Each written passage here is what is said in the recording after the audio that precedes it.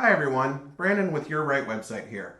This is just a quick video today showing you how I enabled version control within the WordPress database using the Dolt database engine and a custom plugin I created called Branch Manager. The magic behind this is Dolt, which is a database engine that essentially combines MySQL with Git. You can perform Git-like operations on a MySQL database, including commits, branching, merges, and more. It's meant to be a drop-in replacement to MySQL and seems to work 100% with WordPress from my testing. I spent the past few weeks learning about Dolt and trying to build a plugin to enable version control within WordPress at a database level using Dolt. This is just a quick video to show you my new plugin called Branch Manager, which uses Dolt to enable the version control functionality. All of the version control functionality is handled by the Dolt database with special SQL queries. There are queries for committing, branching, merging, and more. If you want to learn more about how I built my plugin as well as how Dolt works, I encourage you to check out the links in the description. But right now, we're just going to jump into my WordPress plugin called Branch Manager. Let's jump in and take a look at the Branch Manager plugin for WordPress that I created. When you install Branch Manager, you're going to get this new version control section added to the left-hand side of your dashboard. This is going to be where you manage the version control functionality of the plugin, including branches. Now in Dolt, branches work the same as they do in Git. So if you want to build a new piece of functionality in your database, such as a new page or a new section, you can create a branch in the Branch Manager plugin, and that will create a branch just like creating a branch in Git creates a separate place for you to work on code. But before we jump into branches, let's just start simple. Let's start with committing. Now, a commit is when you have a group of changes that you want to permanently save to your Dolt database. The same way you have with Git. Right now, my Dolt database has some changes that are committed and some changes that are not committed. Looking at the status report, you can see changes that are currently not committed. So it's telling me right now that there's some changes to the options table that haven't been committed. And this is something that WordPress might update in the background. I think my theme is updating some cache string in the background, and that's why my options table will update sometimes. You might have other plugins like WooCommerce or WordFence or something like that updating different tables in the background. And the status report will show you either that there's no changes to commit or that there's changes that have been made. So in this case, we're going to go ahead and actually just commit the changes that have been made to the options table. So what you do is you just come over here to quick commit, and we're going to put a message. And I'll just put background changes to options table, and we will go ahead and commit those changes. And now you can see our last commit on our main branch is background changes to options table, and there's no changes currently in our database. Playing around with commits some more, we can go ahead and actually make a change to our site and actually commit a change that we've made rather than something that's happened in the background. So if we come up here and take a look at our site, you can see I've got a very basic site set up. I've just got a hero area on the home page. I've got some navigation items in the footer, and I've got a test page. So let's go ahead and update this test page. So I'm going to go to Pages, I'm going to find my test page, and I'm going to just add some additional content to this page. We're just going to say this is a test page, and we're going to go ahead and save that. If we go back and actually just view the changes to the page, you'll see the page is now updated. So we've got a change in our Dolt database that has been made, but it hasn't actually been committed. And this is important because if you've got a live site, you might have changes going on, like people making comments or purchasing products that are that you want to have in your live database, but aren't quite ready to be committed or you haven't committed yet. So Dolt is very smart in that it'll just let those changes stay around until you actually go and commit them.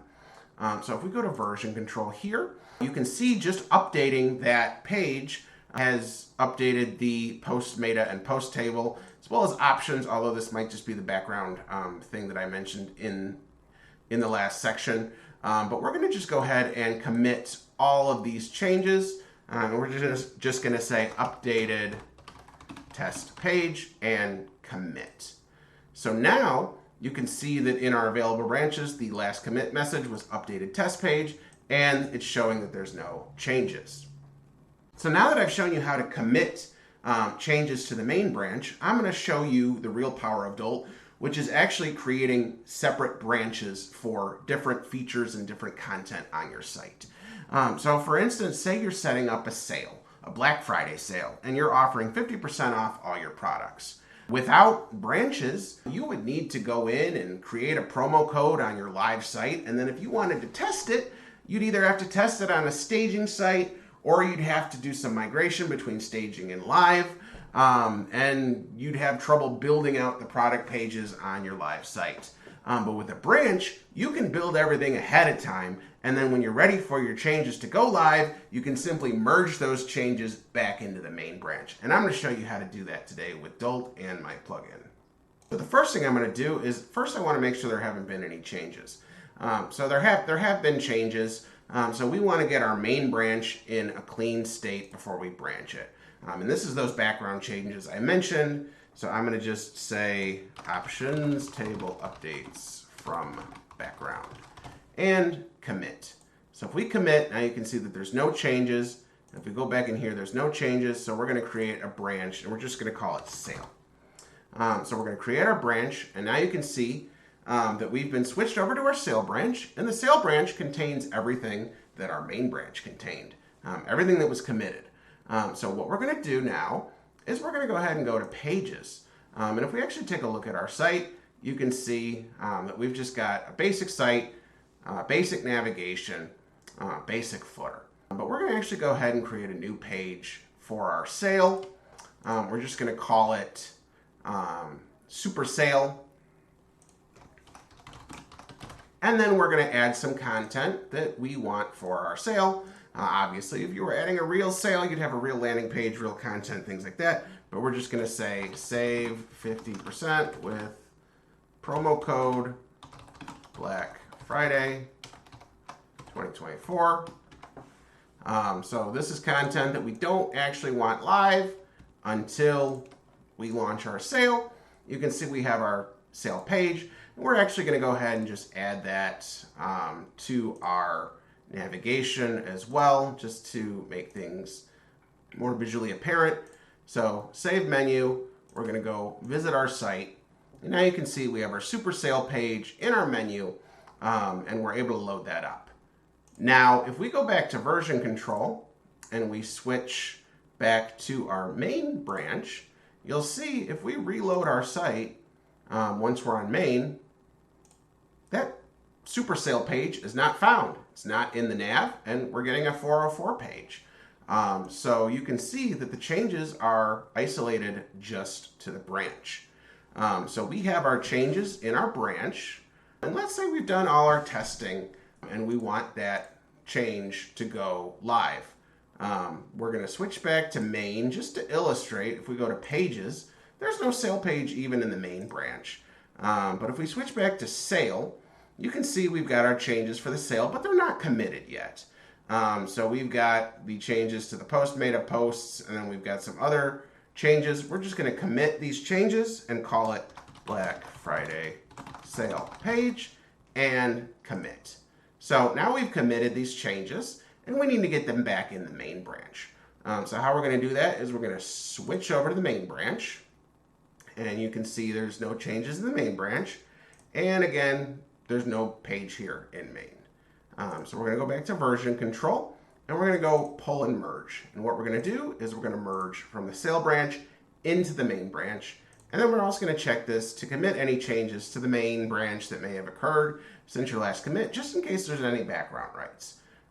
So if we go ahead and hit merge, this should complete. And yes, it was successful. So if we go to pages now you'll see in our main branch, we have our super sale. And if we visit our site again, you'll see that super sale is in our navigation. So that's how you can build items in a branch and have them not go live until you're ready for them to go live. Now, those of you who are familiar with version control probably know that there's the possibility of conflicts when you have multiple people updating the same thing at the same time. So for instance, if I were to update the same page in two different branches, I'm going to get a conflict. So we're going to actually go ahead and create a conflict. So we're going to go to Pages here, our Super Sale, and we're going to change our promo code here to Save 2024, and we're going to save that. And I'm going to just say version control and updated promo code to Save 2024 and commit that change. So now we've got that change in main. Let's say we switch back to sale though, and somebody else comes in and says, I'm going to change the promo code. I'm going to change it to holiday 2024 and save that. And then we're going to go ahead and commit that.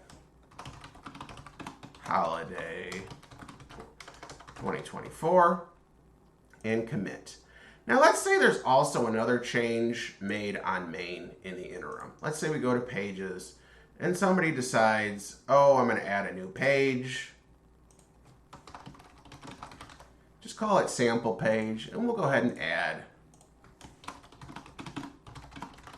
This is a new page. So we've got a new page on the site now in main called sample page.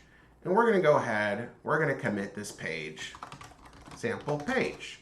So now for our sale branch, we want to merge this sample page back in. So we're going to switch to sale, and we're going to go pull and merge, and we're going to merge from main.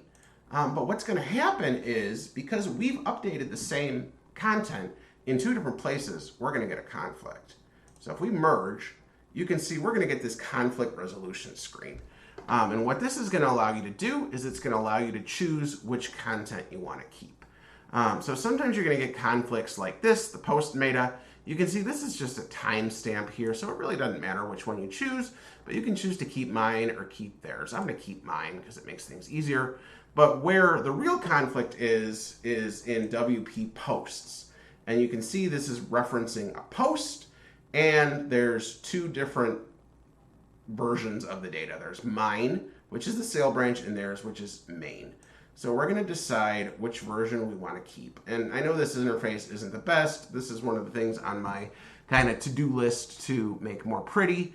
But you can see if we look at this, the text content in mine is save 50% with promo code holiday 2024. And in theirs, it's save 50% with promo code save 2024. So in this case, I'm going to choose to keep theirs because theirs is what's currently on the live site.